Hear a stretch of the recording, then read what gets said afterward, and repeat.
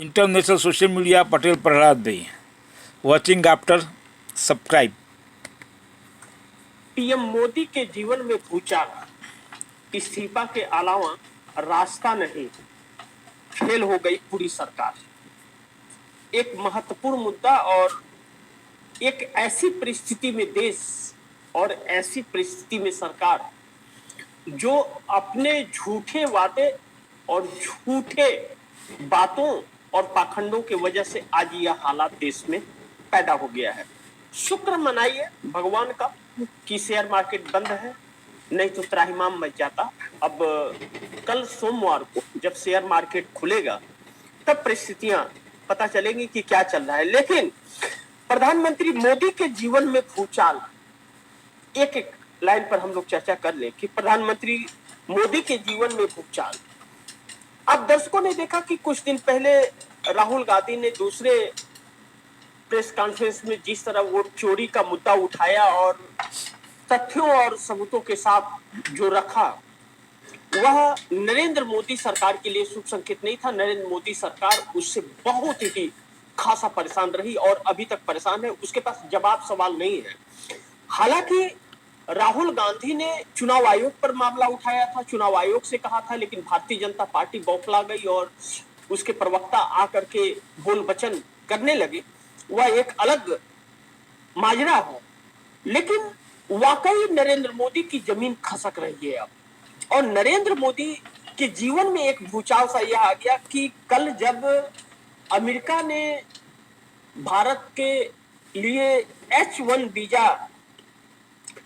H1B visa पर जब ऐलान किया कि $1,00,000 यानी कि भारतीय रुपए के मुताबिक आज इस वक्त जब हम लोग आप दर्शकों के सामने इस वक्त मैं लाइव हूं, तो इस वक्त $1 के मुकाबले 88 रुपया 10 पैसा, इस वक्त प्रेजेंट में 88 रुपया 10 पैसा $1 के मुकाबले हमारे देश का रुपया है।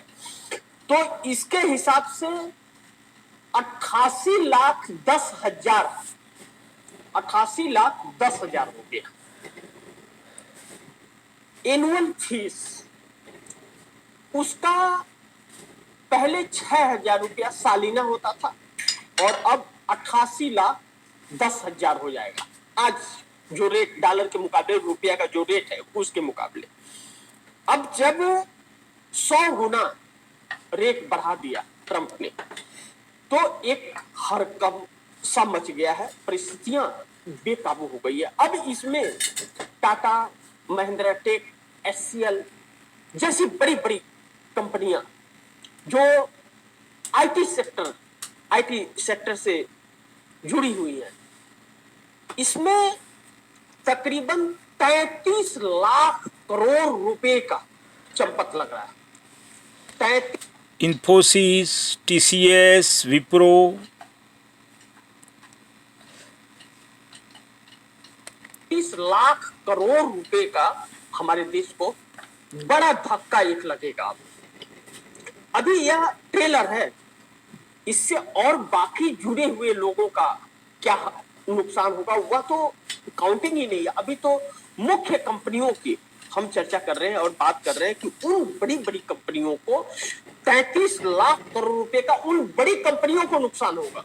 तो उन बड़ी कंपनियों को नुकसान होगा तो उससे हमारे देश की बेरोजगारी जो बढ़ेगी, जो भारी मात्रा में बेरोजगारी बढ़ेगी, उनका क्या होगा। और दूसरी चीज कि आईटी सेक्टर से जो अमेरिका में बच्चे पढ़ रहे हैं, बच्चे काम कर रहे हैं आईटी फील्ड के अंदर, गूगल जैसे कंपनियों में आईटी सेक्टर से जुड़े हुए 3,20,000 उन लोगों को अमेरिका छोड़ करके भारत आना पड़ेगा। और अमेरिका छोड़ करके भारत आने का मतलब है कि उनको रोजगार कौन देगा। अब सोचिए कि तकरीबन 80 से 90 लाख रुपया साल का वह कमाते थे, 1 करोड़ मान लीजिए, और 1 करोड़ रुपया महीने, कोई 1 करोड़, कोई 1.25 करोड़, कोई 1.5 करोड़ कमाता था। अब जब 88 लाख से 90 लाख रुपया वहां की सरकार को वीजा रिन्यूअल का हर साल दे देना पड़ेगा, तो 1 करोड़ कमा करके वह फायदा क्या हुआ। अब वह बच्चे 3,20,000 अगर हमारे देश में आते, नॉर्मल एक फिगर बता रहा हूं, तो हमारे देश के सरकार के पास 10,000 रुपए की नौकरी देने के लिए हैसियत नहीं है। जो 34 लाख सरकारी पदे खाली है, तो 11 साल में इस मोदी सरकार ने नहीं भरा। भले 2 करोड़ लोगों को रोजगार देने की बात कही थी, और करोड़ों रुपया कमाने वाले इंजीनियर को यह सरकार कहां काम देगी? तो वह भी आकर के हिंदू मुस्लिम करे।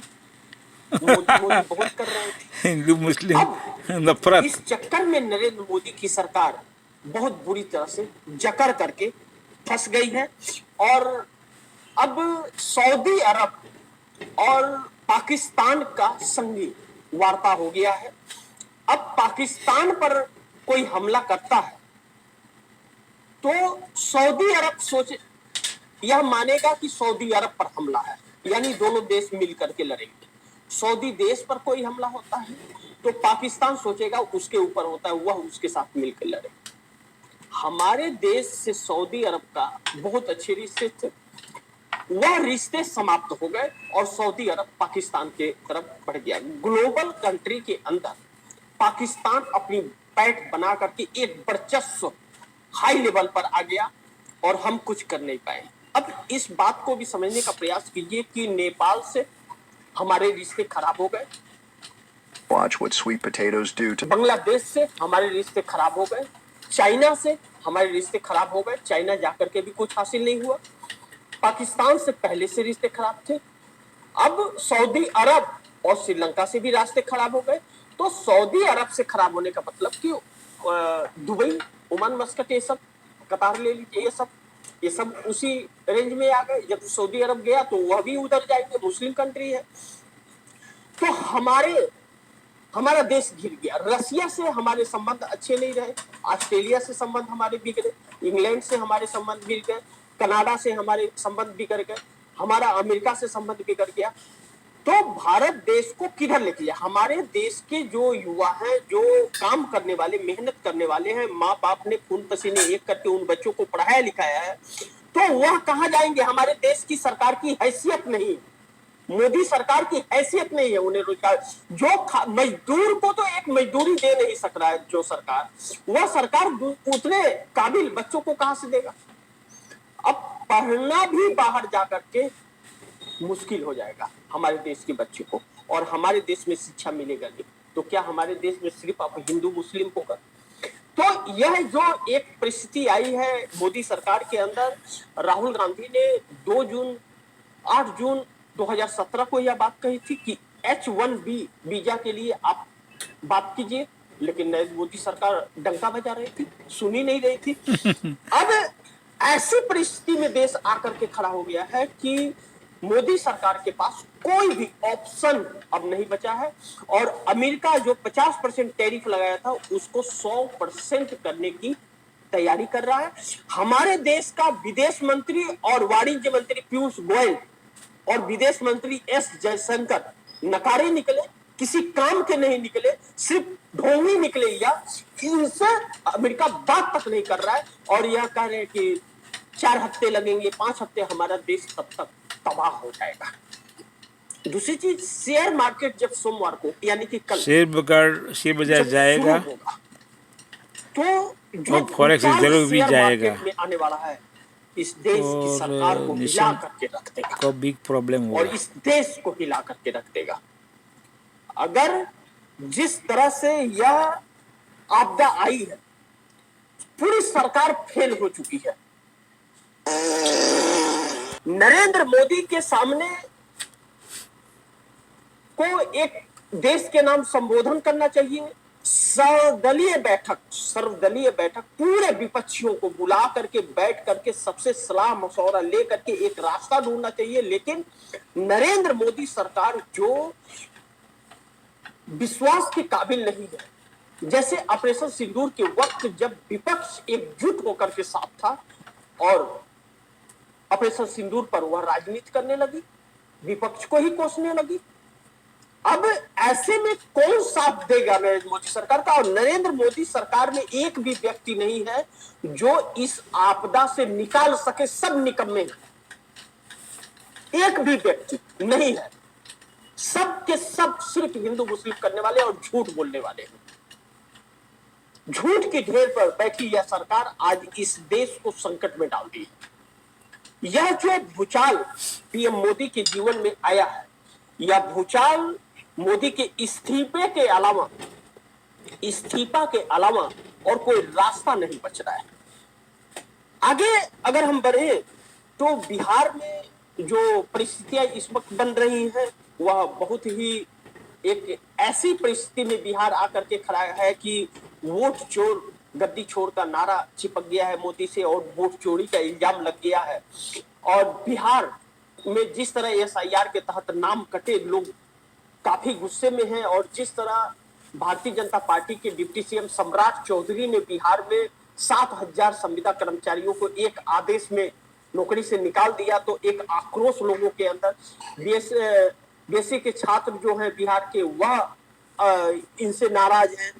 ऐसे में आम जनता का वोटर लिस्ट से नाम कटना चुनाव आयोग के द्वारा वह नाराजगी है। ऐसे में जेपी नड्डा जाते हैं तो नीतीश कुमार नहीं मिलते हैं। अमित शाह जाकर के मौर्य होटल पटना में मिलते हैं नीतीश कुमार से और आने के बाद नारे से नीतीश गायब हो जाते हैं।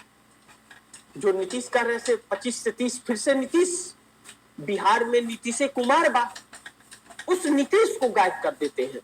जैसा कि मैंने कल के कार्यक्रम में आप दर्शकों को सीट बंटवारे को लेकर के भी वह जो बैठक हुई थी उस पर भी मैं चर्चा किया था, आप दर्शकों को बताया था कल के प्रोग्राम में, आप देख लीजिएगा। लेकिन अब जब नारे से नीतीश गायब हो गए, अब नारा लग गया कि अब की बार एनडीए सरकार, अब की बार एनडीए सरकार का नारा लग गया। ऐसे में एनडीए में बड़ी फूट की संभावना नजर आ रही है बिहार के अंदर, जो नरेंद्र मोदी सरकार के लिए बहुत मुसीबत लेकर के आने वाली है।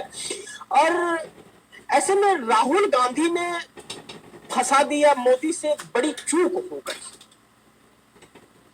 राहुल गांधी ने फंसा दिया मोदी से, बड़ी चूक हो गई। ये कैसे, इसमें भी समझिए। अब राहुल गांधी और तेजस्वी यादव ने जो बिहार के अंदर वोट मेरा अधिकार यात्रा निकाला, हम कह रहे हैं कि एक लोकतांत्रिक देश है हमारा, संवैधानिक तरीके से हर किसी को वोट देने का अधिकार है।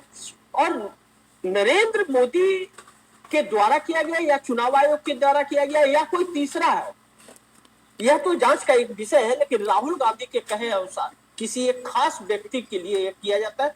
और जब भी देखा गया कि वोट बढ़ रहा है, आज एक कार्यक्रम उस पर भी लाऊंगा कि 2014 से कितने कितने वोट हर साल बढ़ते गए भारतीय जनता पार्टी के, और 240 पे कैसे आ गई, उस आंकड़े के साथ भी आज एक प्रोग्राम करूंगा मैं।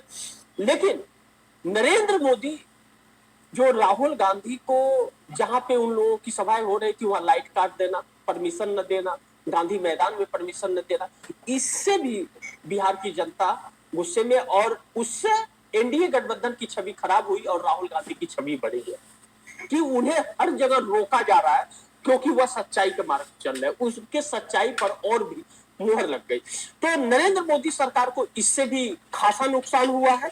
लेकिन दूसरी तरफ भारत पर इतना बड़ा संकट मोदी ने तो कहीं का नहीं छोड़ा। अमेरिका के सामने देश को सरेंडर कर दिया मोदी ने।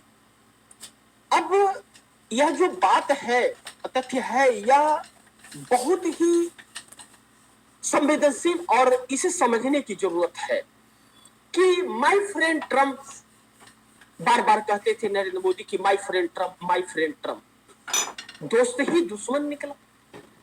और नरेंद्र मोदी ने जितने बार भी अमेरिका गए, कल के प्रोग्राम में मैंने कहा था कि 118 बार तकरीबन नरेंद्र मोदी विदेशी दौरा किए हैं, जिसमें अमेरिका का सबसे ज्यादा। वजह यह रहा कि नरेंद्र मोदी को अमेरिका और बाकी कई देशों से वीजा बैंड हो गया था जब यह सीएम थे, उस वक्त से, उसके पहले से, और सीएम रहते हुए भी इन्हें वीजा नहीं मिल रहा था। प्रधानमंत्री बनने के बाद किसी भी देश की मजबूरी हो जाती है कि भारत के प्राइम मिनिस्टर को उन्हें वीजा देना ही पड़ेगा, चाहे कोई भी उनका दुश्मन ही क्यों ना हो। तो नरेंद्र मोदी को वीजा मिला, वह प्रधानमंत्री के नाम पर मिला, नरेंद्र मोदी के नाम पर नहीं मिला। तो नरेंद्र मोदी अपना चेहरा चमकाने लगे, डंका बजाने लगे, लंका लग गया। तो नरेंद्र मोदी ने देश के लिए नहीं किया, और जहां भी जाकर के वह अडानी के लिए, अंबानी के लिए बैटिंग करने लगे। जहां जहां नरेंद्र मोदी गए वहां वहां से अडानी को अच्छे प्रोजेक्ट मिले, सब काम करना शुरू कर दिया उन्होंने।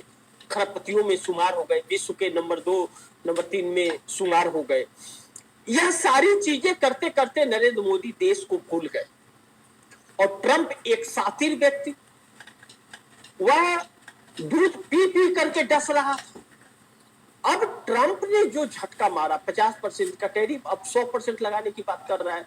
भगवान करे कि ना लगे 50% पर, लेकिन वो 50% पर भी हमारा देश वहां माल एक्सपोर्ट नहीं कर सकता। ऐसे में अब जो अमेरिका ने या H1B वीजा पर जो चोट मारा है कि 6 लाख रुपए के वीजा को 90 लाख कर दिया, 6 लाख के वीजा को 90 लाख कर दिया, कई सौ गुना हो गया। आप सोचिए, अब ऐसे में नरेंद्र मोदी के पास या नरेंद्र मोदी के लोगों के पास कोई रास्ता ही नहीं है। और जो डील हो रही थी व्यापारी, इससे इंडिया को ज़्यादा नुकसान होगा, स्टॉक मार्केट से भी ज़्यादा नुकसान होगा, आईटी सेक्टर कंपनियों को भी ज़्यादा नुकसान होगा, TCS, विप्रो, इन्फोसिस, और फॉरेक्स रिजर्व भी कट हो जाएगा। इंडिया से रेमिंगटन मनी जी आते थे वो भी बंद हो जाएंगे, तो इंडिया को बहुत नुकसान होगा। वह सब टूट गया। यानी कि नरेंद्र मोदी अभी भी चुप है, कुछ नहीं बोल पा रहा है। राहुल गांधी ने बार बार कहा आप इतना तो कह दीजिए कि ट्रंप झूठ बोल रहे हैं, लेकिन वह भी नहीं कहा सीज फायर को लेकर के। अब नरेंद्र मोदी बहुत बुरी तरह से फंस गए हैं, और नरेंद्र मोदी इस संकट से निकल नहीं पा रहे। इसके 2 रीजन हो सकते हैं। या तो अडानी को बचाने के लिए नरेंद्र मोदी चुप है कि ठीक है बर्दाश्त कर लो, ट्रंप अडानी को बख्श देंगे, अडानी को लेकर के केस चल रहा है अमेरिका के कोर्ट में। और या तो फिर नरेंद्र मोदी का कोई बहुत बड़ा राज अमेरिकी राष्ट्रपति ट्रंप के पास ऑडियो वीडियो के साथ है, जिससे नरेंद्र मोदी यह जानते हैं कि जिस दिन वह वीडियो रिलीज कर दिए नरेंद्र मोदी जेल चले जाएंगे, और उसी जेल से बचने के लिए इन्हें कुर्सी चाहिए। और वह कहीं ना कहीं वह हथकंडा, वह प्रूफ ट्रंप के पास है। और सनकी व्यक्ति कभी भी कुछ कर दे, जो 35-40 बार क्या ना कि कह दिया कि सीज फायर हमने कराया, तो वो कुछ भी कर सकता है। इसलिए मोदी दब रहे हैं। अब अमेरिका को जो सहूलियत हमारा देश दे रहा है, हर चीज में टैक्स फ्री कर दे रहा है, और अमेरिका हमारे ऊपर टैक्स लाद रहा है। तो जो नरेंद्र मोदी कहते थे जाकर के कि हम बहुत बड़े हैं, हम या नंबर 1 इकोनॉमी में हो जाएंगे, घंटा गुरु, जो वहां से पैसे मिलते थे अमेरिका से वह भी बंद कर दिया। जो वोटिंग के लिए लोगों को इंडिया बर्बाद हो जाएगा, वो करने के लिए कि जागृत हो लोग, वह सारी चीज बंद कर दिया। और बंद कर दिया तो अब इनके ऊपर टैक्स लाए। भाई आपके पास पैसे तो है, आप हमसे टैक्स लेते हैं तो आप भी टैक्स दीजिए। अब झूठे दावे में और झूठी शान में नरेंद्र मोदी अमेरिका में फंस गए हैं, और अब इन्हें निकलने का रास्ता नोट छापने से फुगा बढ़ जाएगा, फेल हो गई है, सरकार तो महंगाई बढ़ेगी, देश तो जो हमारे देश की है, जो सभी रास्ते से 4 नंबर देश बर्बाद हो जाएगा। बात कर रहे थे वह पूरा कोलैप्स कर गया है। आने वाले 10 से 15 दिनों के अंदर हर एक व्यक्ति पर उसका असर पड़ेगा। सही बात है। सोमवार यानी कि कल जब शेयर मार्केट खुलेगा तो सारी रंगत नजर आ जाएगी, जो हाहाकार मचेगा। दूसरी तरफ मोदी ट्रंप की दोस्ती कहां गई? भारत को बड़ा झटका, H1B वीजा फीस 88 लाख, $1 के मुकाबले 88 रुपया 10 पैसा आज का रेट डॉलर के मुकाबले रुपया का। अब रुपीज गॉन, GDP गॉन के मुकाबले 88 रुपया 10 पैसा है। जब नरेंद्र मोदी सत्ता में आए थे तो 54 रुपया था। तो उस वक्त कहते थे कि क्या बात है कि हमारा रुपया पतला हो रहा है, आज क्या हो रहा है, मोटा हो रहा है। और बेतुकों की कोई सीमा नहीं है। हमारे देश की वित्त मंत्री से जब पूछा गया कि डॉलर जमा के तो मुकाबले जेबी की रुपया थी इतना बस कमजोर हो रहा है इतना ना, बुद्धिशाली हमारा नहीं। रुपया कमजोर नहीं हो रहा है, डॉलर थोड़ा मजबूत हो गया। बताइए, ऐसे ऐसे दिमाग वाले हमारे देश के वित्त मंत्री हैं, जिनके वित्त मंत्री निर्मला सीतारमण के पति प्रभाकरण जो हैदराबाद में रहते हैं, और यह हैदराबाद की वित्त मंत्री निर्मला सीतारमण प्रभाकरण कहते हैं कि इस सरकार ने पूरे क्लोज कर दिए हैं, इस सरकार के पास कोई रास्ता ही नहीं है, यह सरकार झूठे आंकड़े देश को देती है। बताइए, वित्त मंत्री का पति जो बहुत बड़ा शास्त्री है, झूठ बोलता है, देश की पब्लिक को क्या संदेश जाता है? 140 करोड़ पब्लिक का क्या संदेश जाता है? झूठ तो बड़ा प्रधान को बोलना ही चाहिए, तो वित्त मंत्री की क्या हैसियत? बोलने की जरूरत नहीं है। झूठा तो चलेगा नहीं, एक घंटा भी नहीं चलेगा। संकट में पड़ गए। दूसरी चीज, नरेंद्र मोदी जो सोच रहे थे कि अगर प्रधानमंत्री की कुर्सी से हटूं तो राष्ट्रपति के कुर्सी से बैठ जाऊं, तो नरेंद्र मोदी राष्ट्रपति तो नहीं बन पाएंगे। हो सकता है गुजरात के सीएम फिर से बन जाए, लेकिन प्रधानमंत्री की कुर्सी नरेंद्र मोदी की बचेगी नहीं। चंद आने वाले समयों में, समय तो नहीं बता सकता, लेकिन जिस तरह से जकड़ी है सरकार, जो भूचाल पीएम मोदी के जीवन में आया है, इस्तीफा के अलावा रास्ता नहीं बच रहा है। फेल हो गई है पूरी सरकार, जो आपके लिए, हमारे लिए, देश के लिए एक चिंता का विषय। सरकार तो पहले से ही फेल थी। 2014 थी, आप सुखनाथ भगत जी ईवीएम स्कैम से फेल थी। आप लाइव कार्यक्रम में जुड़े, और आप सभी दर्शकों से गुजारिश निवेदन करूंगा कि इस